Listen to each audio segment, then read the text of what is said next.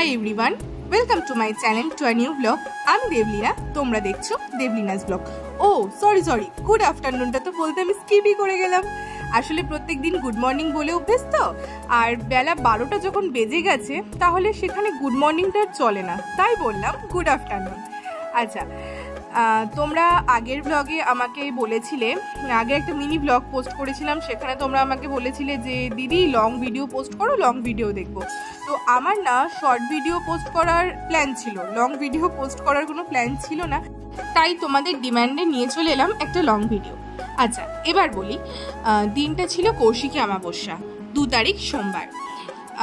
আমার মামার বাড়িতে না একটা দক্ষিণা কালী মন্দির আছে, সেখানে মা পূজিত হন, মা প্রতিষ্ঠিত আর কি। এবার কোনোবারই না আমার ঠিক যাওয়া হয় না, প্রত্যেক অমাবস্যাতেই মায়ের পুজো হয়, ভোগ আরতি হয়, অনেক রকম অনেক কিছু হয় আর কি। তো আমার কোনোবারই যাওয়া হয়ে ওঠে না, সময় এতটাই কম, সময় দিয়ে উঠতে পারি না। যাই হোক, এবার মায়ের মতো চলে গেছে, মা তো প্রত্যেকবার যায়। এবার আমার না কি হলো, হঠাৎ করে না মনটা খারাপ করছিল যে সবাই গেছে আমি যাব না, ঠিক আছে চলো, হঠাৎ করেই চলে এলাম মামার বাড়ি, হয়তো মায়ের ইচ্ছেতেই এসছি। আচ্ছা, এবার বলি আমার মামার বাড়িটা কোথায়। আমার মামার বাড়ি হচ্ছে কৃষ্ণনগর থেকে 2 স্টপেজ পর তাহিরপুর। এবার কৃষ্ণনগর যেহেতু এসছি, কচুরি খাবো না এটা কখনো হয়, তাই ঝটপট করে খেয়ে নিলাম 2 কচুরি, আর তোমাদেরকেও সেটা শেয়ার করলাম।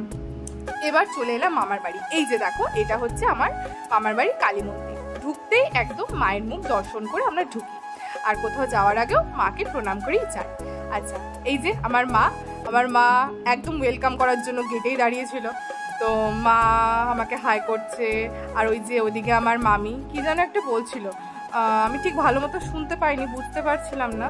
তারপর মামিকে বললাম ক্যামেরার দিকে তাকিয়ে একটু ভালো করে বলো। যে মামি বলছে, আর আমি এদিকে দেখো হাসছি। আর এই যে দেখো, সন্ধেবেলা ঠিক সন্ধে 7টার সময় পুরুতমশাই চলে এসছেন, পুজোও শুরু হয়ে গেছে। আর ওই যে দেখো আমার দিদা বসে আছে, ওটা হচ্ছে আমার ছোট দিদা। আর ওই যে আমার মা বারবার করে খালি ক্যামেরার দিকে তাকাচ্ছে, বলছে ভিডিও করছিস তো, সবাই যেন আসে, এটাই তো স্মৃতি থাকবে না। মানুষের তো সময় বড়ই কম, কে যে কখন চলে যাবে কেউ বুঝতে পারবে না, এইগুলোই স্মৃতি থেকে যাবে। আর এই যে দেখো আমি একটু ঢং করছি বসে বসে, কি আর করবো বলো। আর পুজো শেষে প্রসাদ বিতরণের জন্য আমরা সবাই বসে পড়ি, এরকম ভাবে সবাই মিলে প্রসাদ বিতরণ করি।